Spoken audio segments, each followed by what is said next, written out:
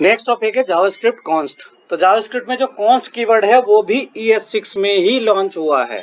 ठीक है, इसकी फीचर्स क्या है? Variable define with const can not be redeclare, इसमें भी रीडिक्लेयर नहीं कर सकते हैं। वैल्यू रीअसाइन नहीं कर सकते। इसमें एक और फीचर ऐड हो गई जो लेट में नहीं थी, रीअसाइन वाली। लेट में वैल्यू रीअसाइन कर सकते हैं, यानी एक्स में किसी की वैल्यू अगर 5 थी उसमें 6, 10 कुछ भी कर सकते हैं, लेकिन एक बार कॉन्स्ट वाले को वैल्यू दे दी तो हम उसको फिर से वैल्यू नहीं दे सकते। Variable define with const block scope होता है इसका भी। ठीक है, देखो इस कॉन्स्ट में सबसे पहली बात है कि जब हम उसको डिक्लेयर करते हैं उसी समय वैल्यू देनी होती है। सबसे पहली बात, कॉन्स्ट से जब भी कोई वेरिएबल डिफाइन होएगा यानी डिक्लेयर होगा उसी समय उसकी वैल्यू देनी पड़ेगी। नेक्स्ट लाइन में वैल्यू नहीं दे सकते, यानी इसकी वैल्यू चेंज नहीं कर सकते फिर से। ठीक है, ये कंडीशन है। लेट में ऐसा नहीं था। लेट में यहाँ पे डिक्लेयर कर दिया, वैल्यू यहाँ पे 3 पॉइंट कर दी तो यहाँ पे ये वाली कर सकते थे अगर ये लेट लिखते तो। कॉन्स्ट में ऐसा बिल्कुल भी नहीं कर सकते। ठीक है, मस्ट बी असाइन, हमेशा जो JavaScript const variable must be assign value when declare, जब डिक्लेयर करते हैं उसको साइन भी करना पड़ता है, कंडीशन है, ये पॉसिबल नहीं है। ठीक है, कब यूज करना चाहिए कॉन्स्ट को? Always declare a variable with const when you know that the value should not be change, जब आपको पहले से ही पता है कि इसकी वैल्यू कभी भी चेंज नहीं होगी, हमेशा हमें कॉन्स्ट यूज करना चाहिए। ठीक है, और कॉन्स्ट कब यूज करना चाहिए? जब कोई अरे हो, कोई ऑब्जेक्ट हो, कोई फंक्शन हो, कोई रेगुलर एक्सप्रेशन हो, रेजेक्स हो। ठीक है, तो इस तरह की वैल्यू जब हमें किसी वेरिएबल को देनी होती है तब हम कॉन्स्ट यूज करते हैं। हमेशा स्टैंडर्ड है, यही करना चाहिए। अगर कोई फंक्शन वेरिएबल में लिखना है, फंक्शन को वेरिएबल में के साथ डिफाइन करना है, अरे को, ऑब्जेक्ट को, रेजेक्स को, तो आप आंख बंद करके कॉन्स्ट से लिख दो। इससे क्या होगा? गलती नहीं होगी आपके प्रोग्राम में कहीं भी।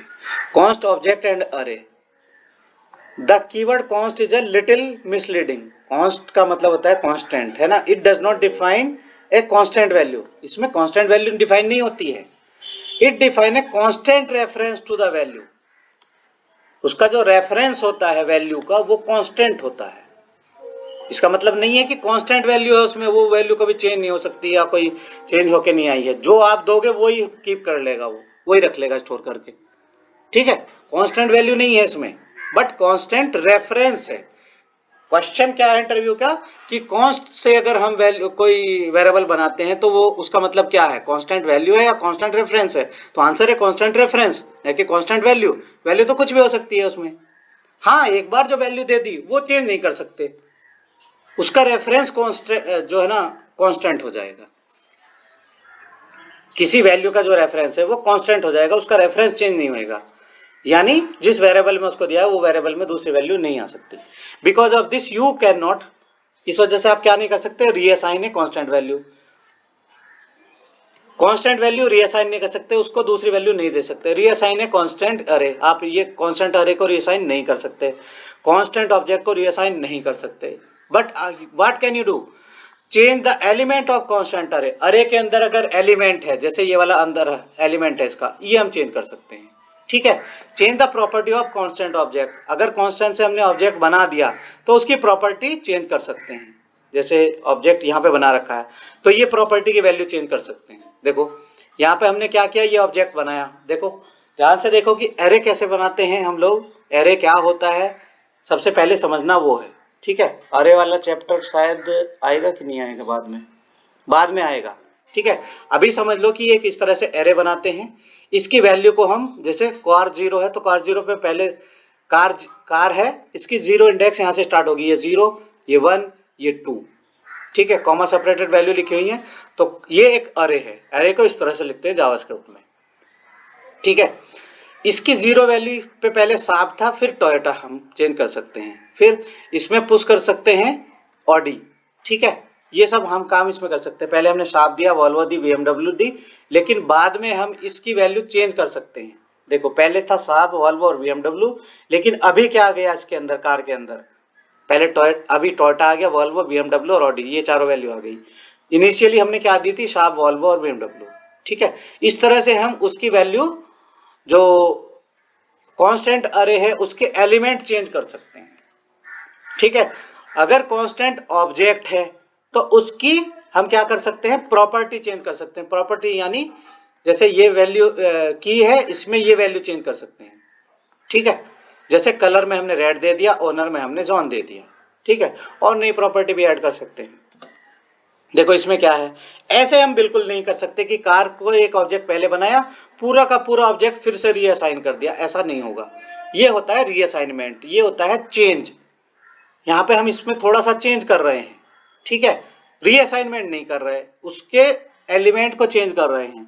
यहाँ पे रीअसाइनमेंट हो रहा है, देखो एरे का, फिर से पूरा का पूरा एरो दे रहे हैं, एरे दे रहे हैं, ये नहीं हो पॉसिबल है। जबकि इसकी वैल्यू को चेंज कर सकते हैं इस तरह से, ठीक है। ऑब्जेक्ट में भी उसको रीअसाइन नहीं कर सकते, वैल्यू उसकी चेंज कर सकते हैं, प्रॉपर्टी चेंज कर सकते हैं। यहाँ होता है चेंज प्रॉपर्टी, ये होता है नई प्रॉपर्टी ऐड करना, ठीक है। यहाँ पे पहले से प्रॉपर्टी थी कलर, उसमें हमने वैल्यू पहले वाइट थी, अब रेड डाल दी। एक ओनर नाम की नई प्रॉपर्टी उसमें क्रिएट कर दी। यहाँ पे हमने नया एलिमेंट ऐड कर दिया, यहाँ पे जो ऑलरेडी एलिमेंट एग्जिस्ट कर रहा था जीरो इंडेक्स पे वो ऐड चेंज कर दिया, ठीक है। तो कॉन्स्ट में ये सब हम कर सकते हैं। ये ऑलरेडी हम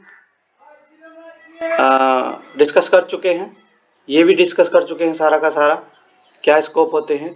अब कॉन्स्ट के जो स्कोप हैं वो ब्लॉक लेवल होते हैं। देखो ये भी कर सकते हैं हम, ये इससे बाहर का है, ये इससे अंदर का है, तो केवल ये यहाँ तक काम करेगा कॉन्स्ट और लेट हमेशा ब्लॉक लेवल पे ही काम करते हैं, ठीक है।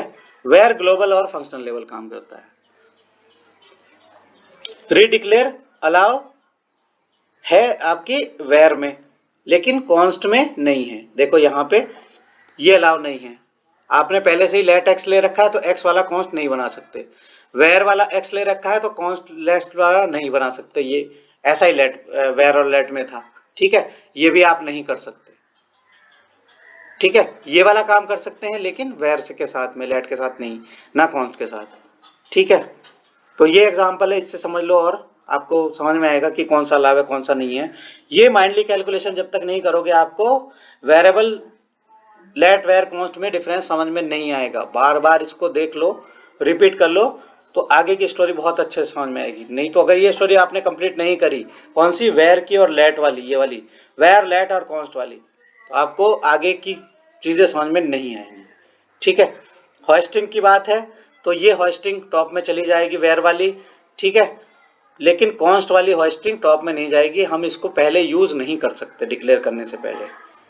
होस्टिंग का मतलब उसको डिक्लेयर करने से पहले यूज़ अगर कर सकते हैं तो वो होस्टेड है, नहीं तो नहीं। तो कॉन्स्ट में ऐसा नहीं कर सकते, ना कि लेट में कर सकते थे, ठीक है।